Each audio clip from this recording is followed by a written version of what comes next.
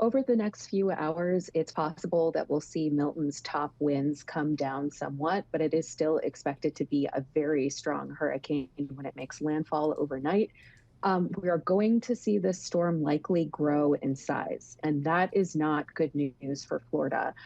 I was speaking with the deputy director of the U.S. National Hurricane Center earlier today, Jamie Rome, who said that the larger the storm, that's going to translate to more surge, more water being pushed over land and inundating coastal communities.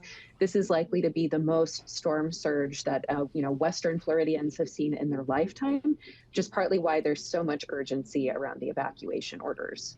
How does the evacuation look? I mean, typically there are people who say, I'm going to stay here, I'm going to tough it out, this is my home.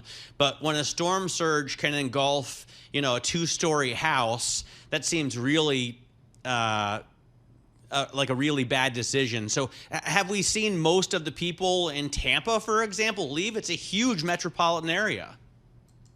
Yeah, the population of the Tampa region's a little over 3 million people. We're being told that the Hurricane Center is trying to issue really tailored warnings about where the surge is expected to be the worst, which enables emergency managers to issue more tailored evacuation warnings. So they're hoping it translates to a more orderly evacuation without people getting stuck on the roads, and hopefully that folks will heed the warnings that they're issuing.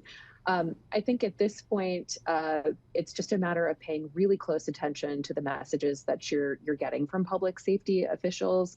I think that with the hours ticking down until the storms arrive, likely we'll be seeing anybody who's chosen to stay behind shelter in place. We know that there are lots of shelters open in the Tampa region, and emergency managers have also urged people, if they are going to stay in the area, to at least come to those shelters. Then if they have a medical emergency or need any kind of assistance, there's a better chance that they'll be able to get that help rather than wait for roads to be cleared after the storm passes. Right, Lauren. And to that point, we actually heard from Florida Governor Ron DeSantis earlier, who said that total shelter capacity, or occupancy rather, statewide was at about 31,000. The total capacity is for 200,000. So, of course, Ron DeSantis urging people to go to that shelters if they haven't already evacuated. But I want to talk a little bit about the geography of Tampa. My understanding is that it's on a continental shelf of sorts. Talk us through that dynamic and how that's going to interact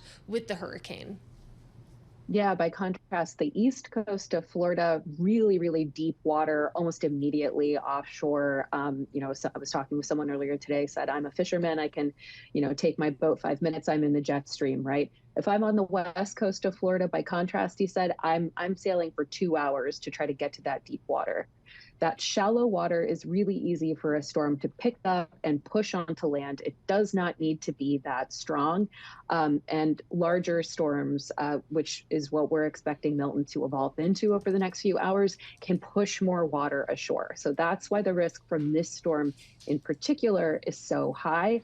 And we're going to see some really stunning and likely record-breaking storm surge figures roll in for Western Florida. Lauren, one of the things I've been wondering the past couple of days is, how has Tampa avoided a direct hit for the last 100 years? I mean, the conditions seem bad, and yet we haven't had this kind of storm for Tampa. Yeah, it's something that we've been talking a lot about and doing more reporting on here. This is a relatively unusual storm track. There's going to be a lot of research, I think a lot of science coming, over the next few years about exactly how this happened, because Milton is not the first storm to have an impact on Tampa.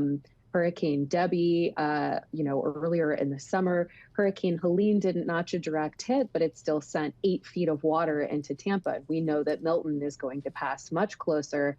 That there has been concern about Milton making landfall in Tampa. So that's why we're expecting to see so much more water. But yeah, as far as how Tampa got so lucky for so long and why that luck has come to an end, there's going to be a lot of research into that.